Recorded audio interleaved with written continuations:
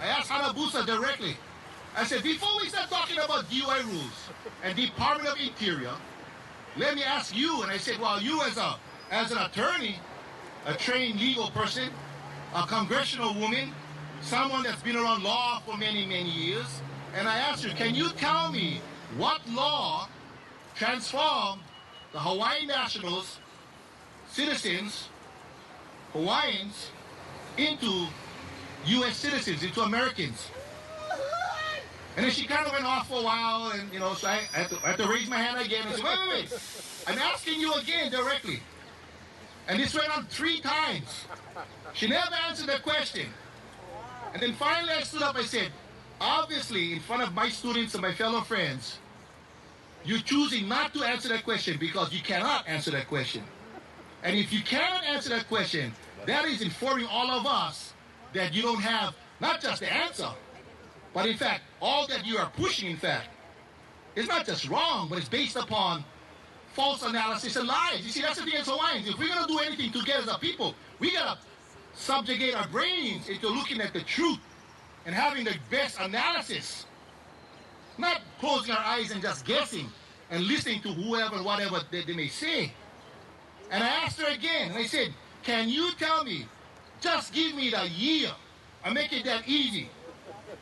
And she kind of, and then she said, 1959. I said, really? So prior to 1959, Hawaiians were Americans now? You see, because even for their logic and argument, that throws them off too now. Because prior to 1959, Hawaiians are voting in the territorial period, you see. But you see, when you lie, what happens when you lie? You gotta lie again, and then you lie again, you gotta make a bigger lie, and the bigger lie, you gotta get a bigger lie. And eventually the lie gets so big that all you can do is keep on lying. Even when you get caught red-handed. Well, I should say red-handed, white-handed may be better. And that's why as I preach, I always say, I preach education. I preach everyone to learn as much as you can and to share as much as you can. And if you cannot learn, support somebody that can. I'm not a legal expert at all. That's why I listen to my legal friends. I'm no historian at all. I'm a good storyteller, but I'm not a historian. But I listen to them and their research. And I support all the endeavors. And this is the power that we still have. See, that's the bottom line. This is what the fight will be about. The fight is about the minds and hearts of our people. The fight in the future will be about the minds and hearts. The truth is, there will be some of our people, because of circumstances, collaboration, maybe monetary participation, whatever it might be, who will choose the easier path, who will choose the path to say, we better just take the scraps off the table. Because they're out there. I just want to end by talking a little by about 10, actually no, it's 20 years ago now. I was going to say 10 years ago. 20 years ago, some of you I think maybe must have remembered, but Kwame Ture came to Hawaii on one of his trips. And the late Kwame Ture, peace on him, of course, also known as Stokely Carmichael, had come to speak in Hawaii. And he gave a powerful speech. And for me, it changed my total outlook in regards to politics. And his basic lesson was this: only our culture will give us the answers. The answers to where we gotta go and what we gotta do can only come from our cultural understanding. It may be inspired from other underlearnings, but in the end, it has to come from this understanding. Let me give you an example. When they talk federal recognition, I always say, is that ea o ka'aina? What is the language of our people?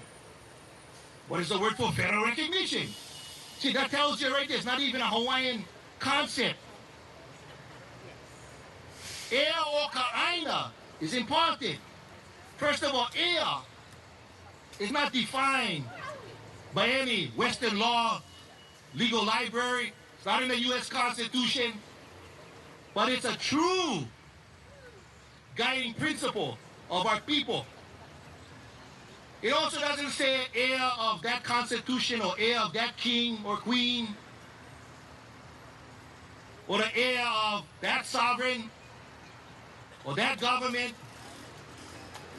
But the heir of what? Kaina.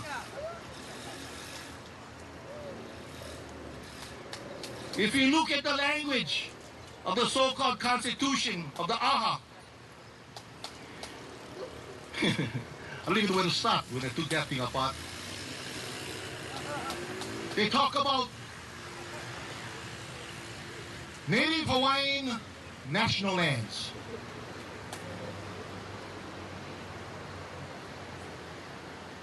Well, first of all, what were ever the Native Hawaiian national lands? You know, well, Kaliko, in 1778, when Native Hawaiians just say, oh, okay. So when you say Native Hawaiian, you're talking about all the archipelago. Oh, no, not the whole archipelago. Okay, so which Native Hawaiian national lands are you talking about now? In the Hawaiian Kingdom, was it a Native Hawaiian government? I want you to think about that. Was that the term? Was it a Native Hawaiian? Did we ever have a Native Hawaiian government? See this confusion. First of all, Native Hawaiian wasn't created.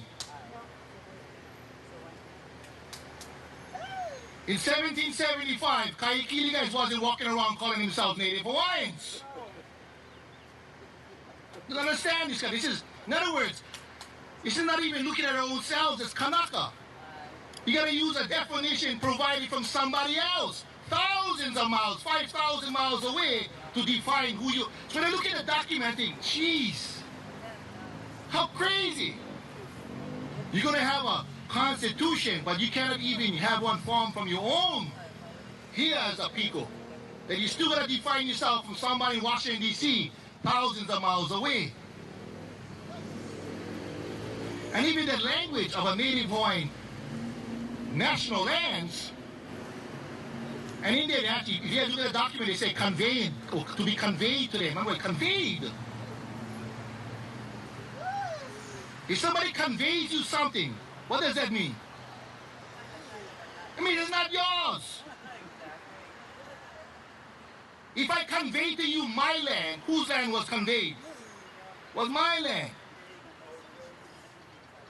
So they're going to make claim to lands to be conveyed. Again, it's like, what are they talking about? Rabbit Island? I mean, what are you guys talking about out there? And then ask the question. When you ask the question, what lands exactly are you talking about? You know why you say Ho'a'a? Ho'a'a is a That's the truth. But you see, this is part of that BS bullshit reality they gotta create. Because for American Indians, that's how they're dealt with. Native Americans, American Indians. That's not who they are. That's federal language placed on them. And what are the lands? Well, whatever lands the so-called federal government decides that they can occupy. Not to own, but to occupy. See, that's the box. That's why, going back to the question, why from the very beginning, many of us who aid this process, because from the very beginning, the process was filthy lies.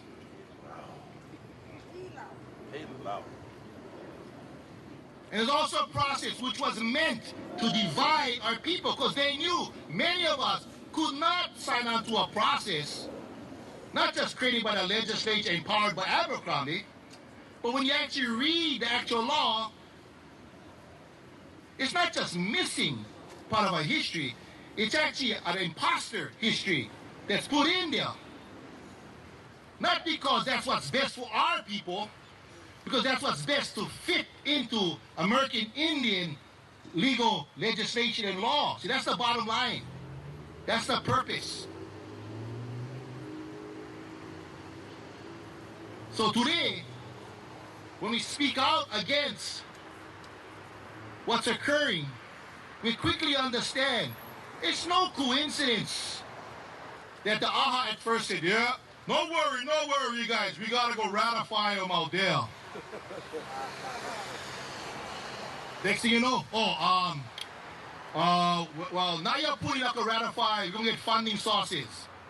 By the way, just to understand, you guys should go do your research and realize where are some of those monies are going to come from.